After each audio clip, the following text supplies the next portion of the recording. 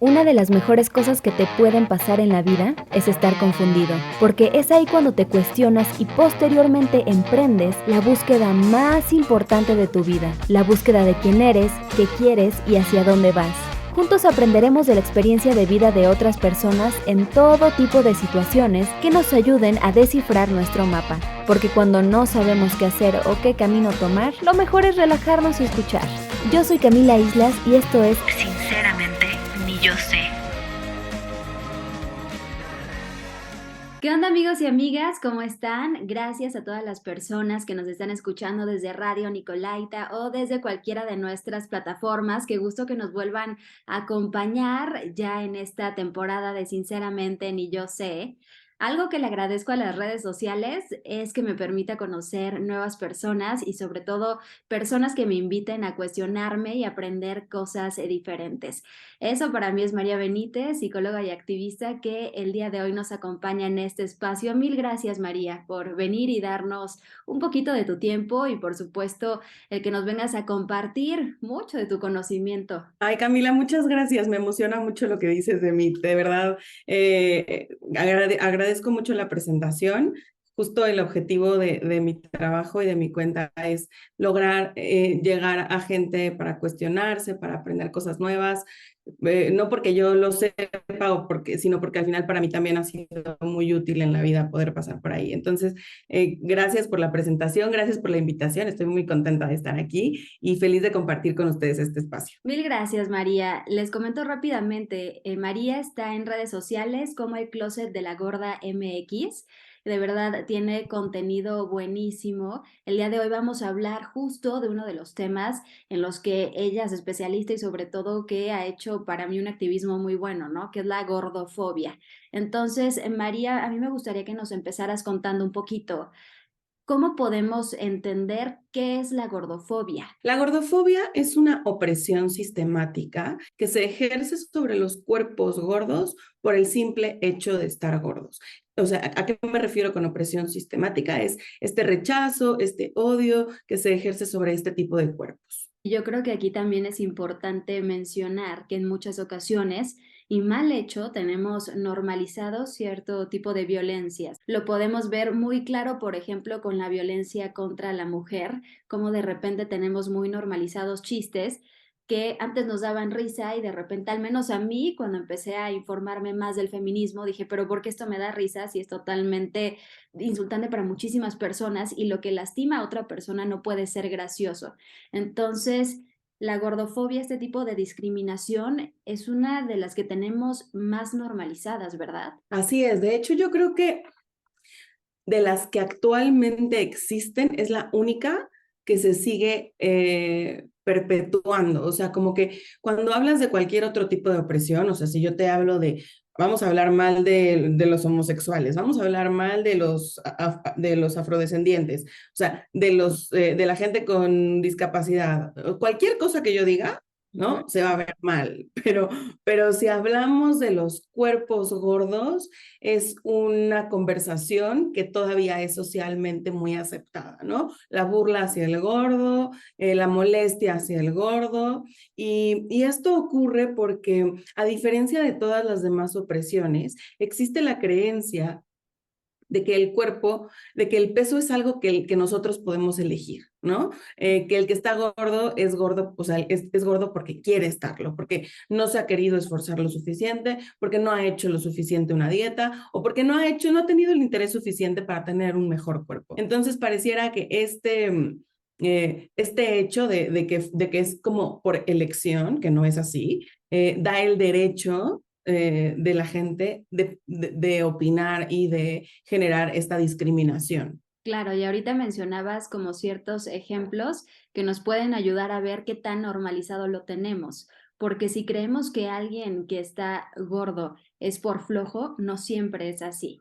Entonces, a mí me gustaría, María, que nos ayudaras un poquito, que nos echaras la mano. Necesitamos que alguien como que nos ayude a ver la luz cuando estamos ahí en medio de la oscuridad o que nos dé una linternita y nos diga, hey, por aquí. ¿Cómo podemos empezar a identificar actitudes gordofóbicas que tenemos día con día? Claro, mira, yo creo que lo primero que quiero explicar, o sea, que me gustaría explicar es esta idea de todos estos tabús que hay alrededor, ¿no? Del cuerpo gordo, ¿no?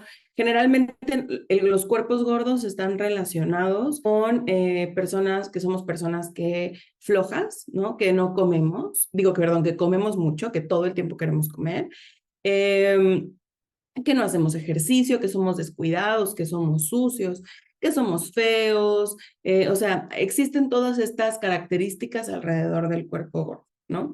Entonces, la verdad es que la gordofobia está tan internalizada que como gordo lo crees, ¿no? O sea, yo, por ejemplo, viví pensando muchos años de mi vida que yo no me podía proponer algo y terminarlo, porque ni siquiera podía terminar una dieta. Conforme fue pasando el tiempo, cuando llega mi proceso de deconstrucción y escucho a una activista contar su experiencia, que fue así como yo me di cuenta, entendí que mi historia se replicaba en muchas personas, ¿no? Que muchas estábamos cruzando como por la misma historia sin saberlo. Y hubo una parte que me pareció muy fuerte, que ella dijo, he hecho de todo, de verdad lo he intentado, ¿no? Sí. Y eso para mí fue muy fuerte porque sin duda me hizo todo el conecte. O sea, yo algo en el fondo de mí sabía que toda mi vida había intentado tener un cuerpo delgado. Y que existe esta falsa creencia de que quienes no lo conseguimos es porque hay algo mal en nosotros que hace que no podamos conseguirlo. Por ejemplo, que no tenemos suficiente autoestima, o no te quieres lo suficiente, o te estás protegiendo de que los hombres se acerquen a ti. O sea, hay una serie de creencias que existen alrededor de esto que no nos permite darnos cuenta, ¿no? Claro. Que no nos permite entender que nuestro cuerpo es así, que simplemente tenemos esta corporalidad. Las dietas, de alguna manera, o sea, lo que voy a decir puede sonar como un poco gordofóbico, Ujú. sí, pero es real, o sea, las dietas engordan, eventualmente las dietas engordan. Que eso es algo que las personas que viven en cuerpos gordos y nos están escuchando lo van a entender. Siempre existe esta idea de la dieta que me genera rebote, esa dieta no la hagas porque en esa dieta rebotas. No, esa dieta sí hazla porque esa dieta te promete que nunca vas a tener rebote. La Ujú. realidad de las cosas es que todas las dietas tienen rebote. ¿Por qué? Porque los cuerpos necesitan una ingesta calórica, ¿no? Ujú. La que necesitamos para vivir y para poder funcionar intelectualmente, hormonalmente, todo, ¿no? Entonces, en el momento en el que nosotros no consumimos las suficientes calorías, nuestro cuerpo no entiende que los estándares de belleza que existen en el universo nos piden que tengamos cuerpos delgados y que entonces es por eso que estamos dejando de comer. Los Claro. cuerpos simplemente dicen que hay guerra, aquí hay hambre, ¿no? O sea, no hay comida, no hay suficiente, entonces entran en un periodo de mucho estrés. Lo que ocurre es que no se vuelve sostenible porque pues para el cerebro hay una parte suya que está viendo que sí hay comida, o sea, que la comida está ahí. Entonces, cada vez la compulsión se siente como más incontrolable, necesito comer, la comida está ahí y viene este momento en donde las dietas nos hacen recaer en la comida, ¿no? O sea, como Ujú. fallé, volví a comer. Cuando la realidad es que la pelea no es con el hambre, o sea, nunca fue con el hambre. Entonces, el cuerpo entiende esto y posteriormente, cuando vuelve a comer, lo que hace es mandarte señales de come todo lo que puedas, ¿no? Porque yo no sé si esto va a volver a pasar. Y como somos dietantes crónicos, lo que ocurre es que el cuerpo entiende que cada cierto tiempo va a tener ausencia de calorías. Cada cierto tiempo la energía no va a llegar. Cada cierto tiempo va a tener que hacer uso de sus reservas. Y Claro. entonces esas reservas cada vez se vuelven más importantes. Ujú. Entonces, lo que hace el cuerpo es ganar más peso, recuperar kilos y entonces engordar, ¿no? Ok. Entonces, toda esta explicación la doy para entender todos estas características que están alrededor de la gordura y al mismo tiempo todas estas creencias que tenemos alrededor de los cuerpos gordos. regresando a la pregunta inicial, donde me dices cuáles son estas características o estas cosas, estas formas en las que nos damos cuenta que los cuerpos, que estamos discriminando un cuerpo gordo, es cuando todas estas ideas que te acabo de decir aparecen. Es decir, seguramente no hace ejercicio, es feo, es desagradable, come mucho y después cuando te das la oportunidad de conocer a una persona que vive en un cuerpo gordo, te darás cuenta que en realidad viene de hacer una historia de dietas muy larga, ¿no? Creo que en tu canal tienes un video en el que explicas que tú empezaste desde muy chiquita y eso me pone a mí a pensar cuántas niñas hoy no están viendo eso. Yo nunca he sido una mujer de talla grande, pero lo vi desde que estaba chiquita, ¿no? Mi mamá siempre a dieta, mi abuela siempre a dieta. Te decía, yo nunca fui una mujer de talla grande, pero cuando era chiquita sí tenía esta obsesión de que no me vaya a salir pancita, no puedo subir de peso. Y todo porque desde chiquita me decían en la escuela que a las personas gordas nadie las quería. Eso me lo dijo una maestra cuando yo era muy chiquita, iba como en primaria. No me lo dijo directamente a mí, se lo dijo a otro compañero, de, hey, fulanito, tú ya no puedes subir de peso porque a los gordos nadie los quiere. Y eso como niño se te queda insertado como un chip. Y yo crecí así, matándome haciendo ejercicio, queriendo estar marcada, queriendo verme como la que está en la tele, como la que está en la revista, cuando la realidad es que posiblemente mi cuerpo nunca se iba a ver como la persona que estaba ni en la tele ni en la revista, y eso no hace a mi cuerpo ni menos ni más valioso, ¿no? Entonces, a mí me gustaría, María, que ahora tú como psicóloga nos explicaras el impacto que tiene la gordofobia en la salud mental. Imagínate, o sea, ahorita con la experiencia que cuentas, imagínate si a ti se te quedó grabado así, ¿no? Lo que el niño que recibió el comentario, o sea, lo profundo que pudo ser, ¿no? O sea, que alguien te diga, si sigues siendo quien eres, nadie te va a creer, ¿no? O sea, es un mensaje súper contundente. Yo creo que la salud mental, o sea, si tú me preguntas por qué hago lo que hago, obviamente pues mi carrera es dedicarme a la salud mental, pero sin duda lo hago por la salud mental, pero no lo hago ni siquiera por mi carrera, o sea, mi carrera fue un elemento que me ayuda a dedicarme a lo que hago. Pero el motivo por el cual me preocupa demasiado es porque yo he vivido en carne propia lo mucho que merma tu salud mental, ¿no?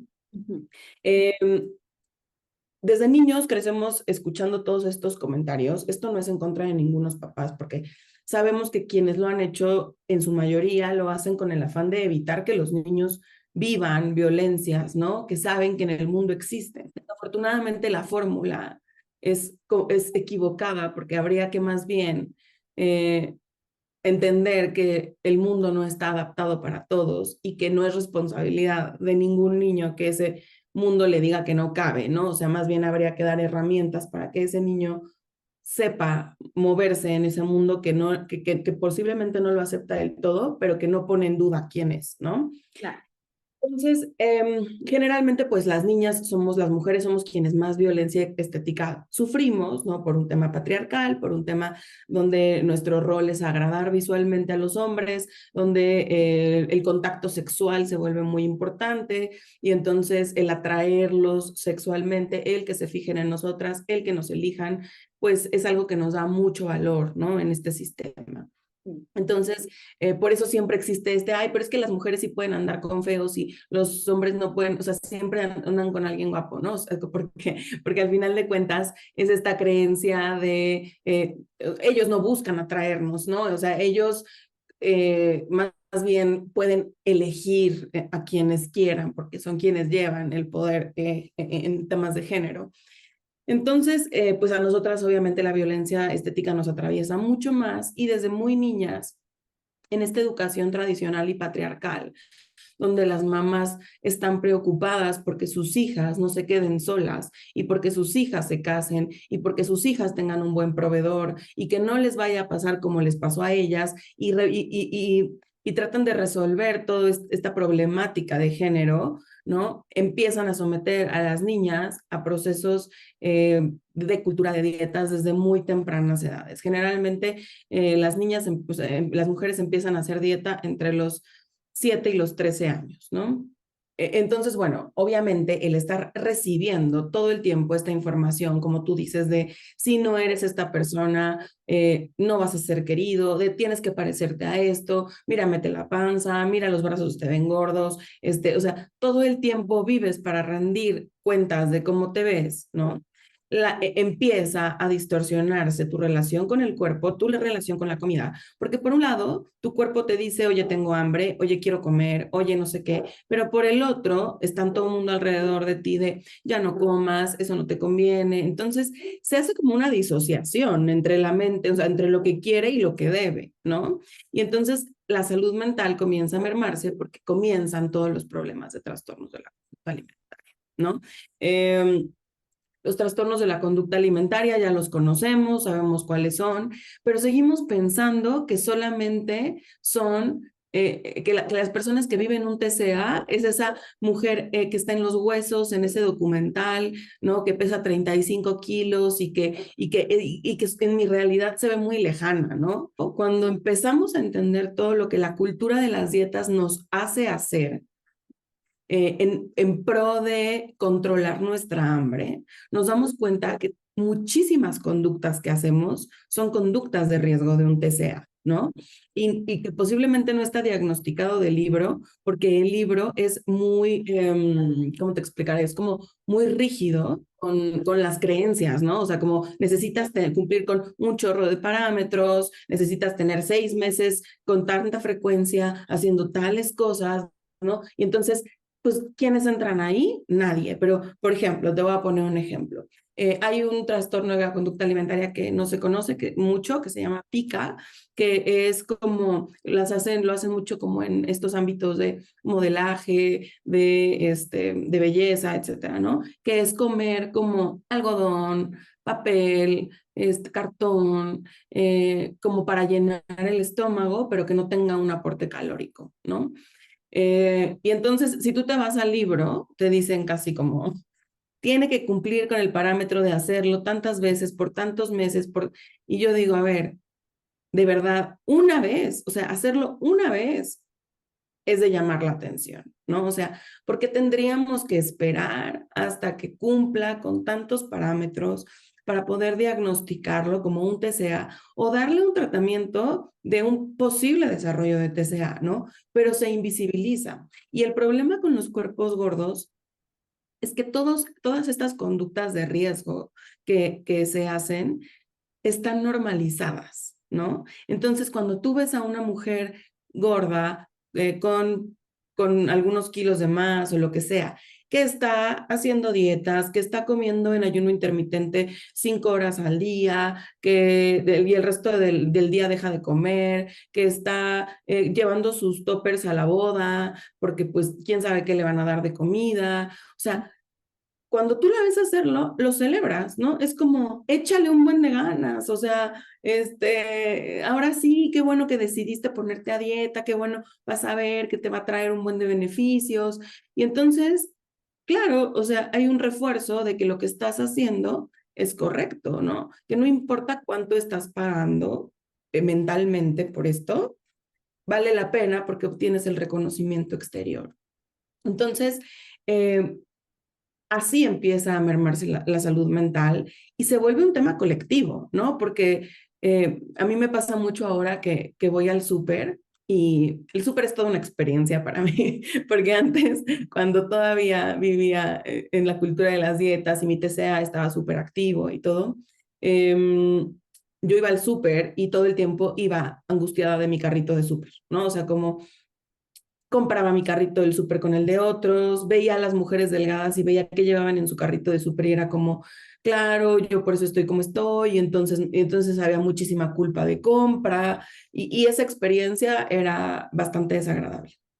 Ahora, pues, no sé también si porque mi personalidad es así, o sea, yo soy muy observadora y me toca ver mucha conducta de riesgo, ¿no? O sea, nada más las veo eligiendo, o sea, ayer veía una chavita llevándose varias bolsas de carne seca y yo no digo que la carne seca no sea rica, ¿no? Ujú.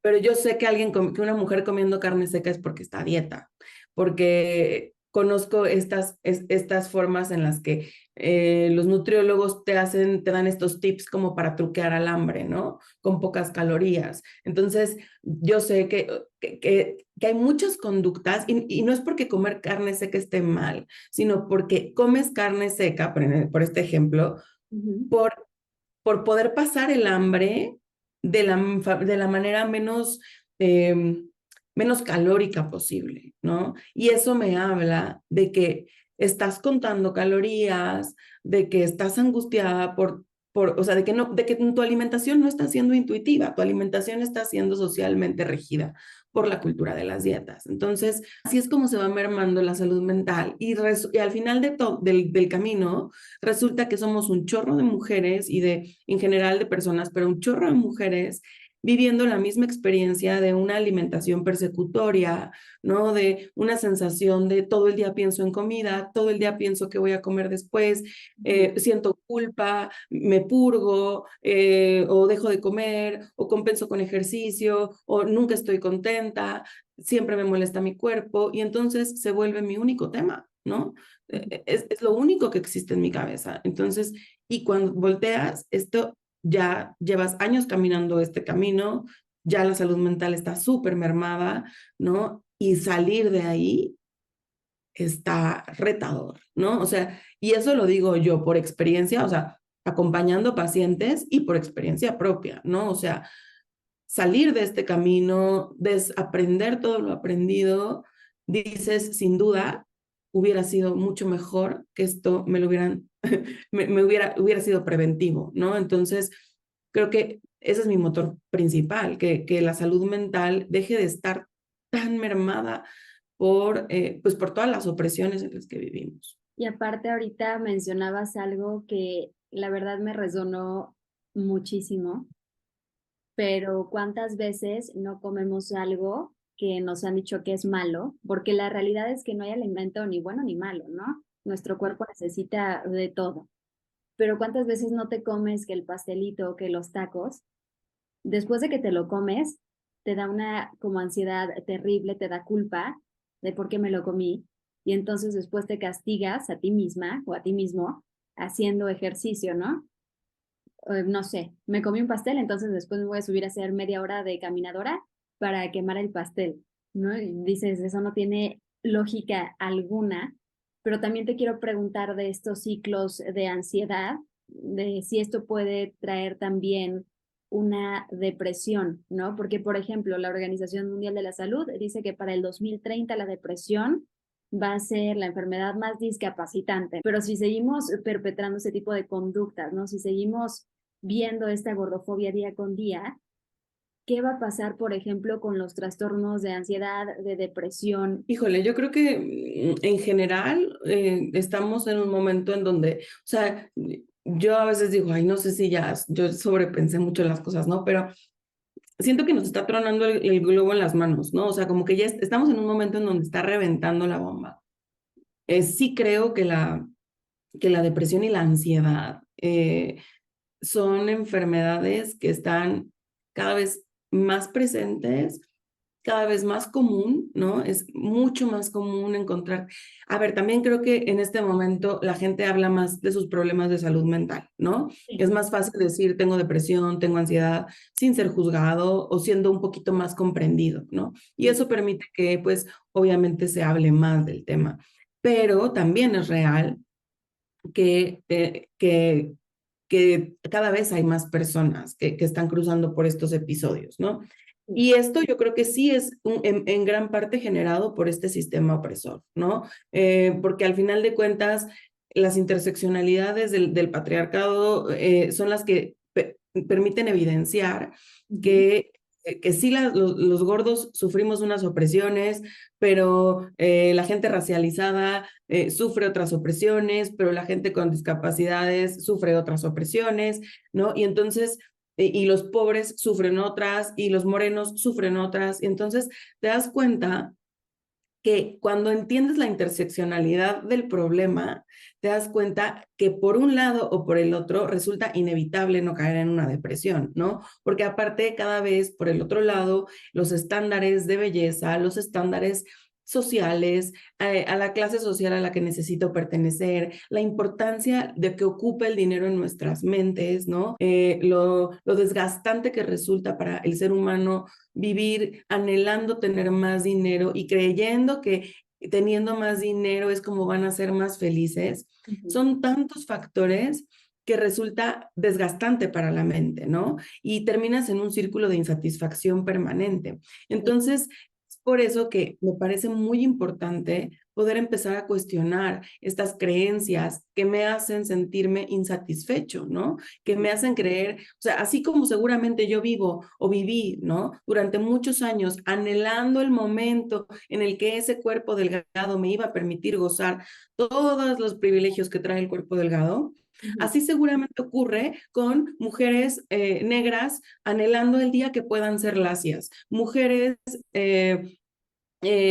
pobres o personas pobres anhelando el día que puedan ocupar una clase social diferente. Y entonces, el sistema, mientras el sistema solo sigue haciendo ricos a los mismos, ¿no? Solo sigue dándole foro a los mismos, solo sigue dando espacio a la gente blanca, a la gente heterosexual, a los hombres, ¿no? Entonces, claro, esto se está separando y si no hacemos algo con esta parte, con la parte que no puede alcanzar este imaginario maravilloso, si no nos contenemos, si no trabajamos la salud desde otros lugares, es muy posible que un colapso depresivo y un colapso ansioso o sea, de forma colectiva. Sí, ya cada vez hablamos más de salud mental, todavía hay como cierto estigma. Siento que ya hay menos estigma, sobre todo en las personas jóvenes. Como que de repente para mí ya es muy fácil decir, sí, tengo trastorno de ansiedad generalizada y estoy yendo con el psiquiatra. Pero yo sé que tal vez para mi abuela o para mi abuelo es así como de, wow, no estés diciendo eso porque van a pensar que estás loco o que estás loca. Entonces todavía en la gente que es mayor sí hay como todavía este estigma de no se habla de salud mental y afortunadamente y después de la pandemia lo estamos empezando a hablar más, ¿no? A pesar de que la pandemia sí fue una verdadera tragedia, eso fue de las pocas cosas buenas que dejó. Total. Sí, que empezáramos a hablar muchísimo más de salud mental. Y justo hablando de salud mental, esto me lo cuestioné a partir de una plática que ya había tenido contigo, cuando te preguntaba, aparte de la terapia, qué otras herramientas podemos usar o las personas que nos están escuchando, que son de talla grande, que se sientan discriminadas y que se sientan identificadas con todo lo que tú has dicho. Te preguntaba en aquella ocasión, además de terapia, ¿qué más pueden hacer? ¿Con quién más se pueden acercar? Y aquí es bien importante, y sí lo quiero decir, que el privilegio nunca nos nuble la empatía, ¿no? Ir a terapia, y sí, cuando me lo dijiste, dije, claro, ir a terapia en muchas ocasiones es un privilegio y es muy caro. Entonces, ahora voy a cambiar un poco la pregunta. Si hay alguien que nos está escuchando en este momento, se identificó con lo que tú dijiste y en estos momentos no puede o no quiere ir a terapia, ¿qué puede empezar a hacer para empezar tal vez a mejorar la relación que tiene con su cuerpo y a cuestionarse? Ok, sí, totalmente, ¿no? Y qué lindo que lo menciones, porque mira, al final, pues yo me dedico a dar terapia y navegar con la bandera de vayan todos a terapia podría ser lo más, pues, redituable para mí, ¿no? Pero también entiendo que la realidad es que, pues, se vuelve inaccesible para muchísima gente, ¿no? Que pues los números nos hablan de, o sea, simplemente las mujeres, el otro día decían una estadística en un podcast donde decían que las mujeres en México, solo el 6% de las mujeres gana más de 12,000 pesos al mes, ¿no? Y entendiendo que las mujeres son quienes más atraviesan con esta violencia estética, ¿no? Pues imagínate qué población de mujeres pueden pagar. La salud mental es un privilegio que no debe de ser y que estamos luchando para que no lo sea desde las trincheras que podemos hacerlo. Y justo por eso creo que hoy las redes sociales así como tienen un chorro de cosas muy difíciles y muy complicadas, también tienen muchísima información. Y estamos en una época y en una era en donde la autogestión del conocimiento está al alcance de mucha más gente de la que puede ir a terapia. Posiblemente no al alcance de todos, pero sí mucha más gente tiene acceso a datos, tiene acceso a un celular, tiene una cuenta de redes sociales y entonces podemos encontrar de verdad muchísimas cuentas, pero no solamente es por las cuentas, sino porque en estos lugares hay cursos gratuitos, ¿no? Hay un buen de herramientas, hay cursos en línea gratuitos, hay pláticas, hay webinars, hay en vivos, hay podcasts, muchísimos, ¿no? Que yo sé que es como, hay otro podcast más, pero la verdad es que yo he aprendido un chorro, o sea, todo el tiempo estoy buscando a ver qué nuevo podcast escucho. Entonces, hay mucha información en redes que nos permite informarnos e ir trabajando poquito a poco, eh, pues nuestra salud mental, ¿no? Obviamente, pues hay casos que sí son más delicados. Si en algún momento alguien se siente en una situación, pues con la salud, o sea, ya con una salud mental más mermada, pues, y que este tipo de información no le alcanza como para sanar, pues también creo que se puede acercar a activistas, o sea, desde mi lugar, mi canal está abierto siempre y trataré de buscar alternativas con ustedes para poder apoyarlos en lo que sea, ¿no? Y también hay otros formatos, por ejemplo, si no te alcanza para tomar una terapia individual, ¿no? Hay formatos de grupos de mujeres, donde se hablan de estos temas, que tal vez la cuota es mucho menor, donde es con menos frecuencia, tal vez vas una vez al mes, ¿no? Y que puedes empezar a hacer comunidad, espacios seguros, crear redes, en donde te puedas empezar a sentir mejor. Entonces, yo creo que si de verdad quien se sienta con deseo de trabajar su corporalidad, su salud mental, etcétera, creo que se puede acercar a varias activistas, iniciando conmigo, si quien me esté escuchando, yo con mucho gusto puedo asesorarlos y poder ayudarles a dar algunos pasos para poder mejorar la relación con su cuerpo y con la comida. Yo no soy psicóloga, pero también mis redes sociales quedan abiertas y pues les puedo ayudar a canalizarlos incluso a alguna universidad donde yo sepa que están dando terapias en muchas ocasiones en las universidades, están dando terapias gratuitas o a un precio muy accesible. Y creo que también podría ser una buena opción si ustedes sienten que esta situación ya se les está saliendo de las manos y sobre todo pues hay que recordar que pedir ayuda es muy valiente, ¿no? Y que pues en muchas ocasiones no podemos solitos o solitas y está bien también pedir ayuda. Y María, antes de despedirnos, también te quiero preguntar, en muchas ocasiones está el tema de que los médicos o las médicas son gordofóbicos o gordofóbicas. Yo sé que es una situación muy compleja, pero también si hay alguna persona escuchándonos en este momento que ahorita trae como el coraje, que me imagino que debe ser muy duro cuando llegas con un médico y te dice que todo lo que tienes es por tu peso.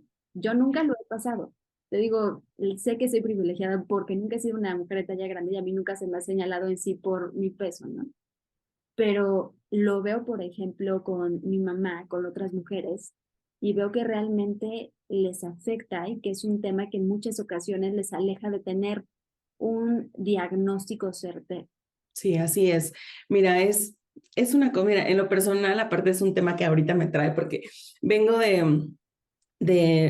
pues te contaba en privado de unos temas de salud de mi esposa y eso me ha hecho estar de tour con varios médicos Ujú. y de verdad ha sido desgastante o sea, al límite de decir ya, no, o sea, mi esposa me dijo, ya no quiero ver a ninguno, ¿no? Porque, y sin diagnóstico, o sea, sin diagnóstico, que eso es lo más fuerte de todo. Sí. Y cabe recalcar que mi esposa ni siquiera es una mujer de talla grande, o sea, dentro del índice de masa corporal, que es bastante racista y clasista y que no es guía para nada, pero si nos basáramos en ese índice de masa corporal, entiendo que no está en el rango que se delimita como normal, ¿no? Pero también entiendo que su corporalidad no es una corporalidad de una mujer de talla grande, ¿no? Y entonces, para mí, aparte de padecer y de lamentar muchísimo toda la exposición a tantos médicos que con la mano en la cintura, o sea, con decirte que de verdad, y médicos que gracias, por suerte, somos personas con el privilegio de poder pagar médicos privados que cobran pues precios considerables de consulta, ¿no? Y que me mandaron con eminencias médicas que te lo recomiendo muchísimo, vas a ver, y que con la mano en la cintura le decían a mi esposa, no te acepto, no, ni me enseñes tus estudios, ¿no? O sea, ni los vieron, o sea, médicos que ni vieron los estudios médicos y que con la mano en la cintura le decían, no tienes nada, o sea, el último diagnóstico que tuvo fue, no tienes nada, lo que tienes es sobrepeso, ponte a dieta, cuando bajes tantos kilos, come tantas calorías, cuando bajes tantos kilos nos volvemos a ver, ¿no? Cuando una sintomatología clarísima, ¿no? Cuando había una sintomatología muy clara. Entonces, es muy frustrante porque cuando lo haces consciente te das cuenta que de verdad es casi imposible dar con médicos no pesocentristas, ¿no? Ujú. Que la oferta médica aún es muy poca. Sin embargo, cada vez hay más, ¿no? Cada vez hay más posibilidades de acercarnos a ellos. Y en lo personal, les recomiendo muchísimo, porque con ella fui y con ella fue con la única persona que nos dio el trato que merecíamos, que nos atendió maravilloso y que de verdad como paciente fue una excelente experiencia. Pero más allá de mi experiencia como esposa de la paciente, porque ni siquiera yo fui la paciente, más allá de esa experiencia, mi experiencia como su seguidora, ¿no? Y aprendiendo de ella es increíble, de verdad. Para mí es mi cuenta favorita de Instagram en este momento y ya llevo un rato siéndolo, que es la doctora Mariana Robles. De verdad, quienes puedan seguirla, síganla. Es una mujer que sabe lo que está haciendo y sobre esa línea ya pueden empezar a encontrar varios médicos no pesocentristas que están teniendo esta tendencia, pero bueno, para empezar es un buen camino, ¿no? Y que aunque posiblemente pues no todos tienen el privilegio de poder ir a pagar una consulta con ella o de ni siquiera vivir en el mismo estado que vive ella, ¿no? Pues sí es una persona bastante cercana a sus seguidores, entonces da información súper útil, hace sesiones de preguntas y esto pues obviamente no tiene ningún costo, ¿no? Pues muchísimas gracias por todo, María, y sobre todo por compartir esta experiencia.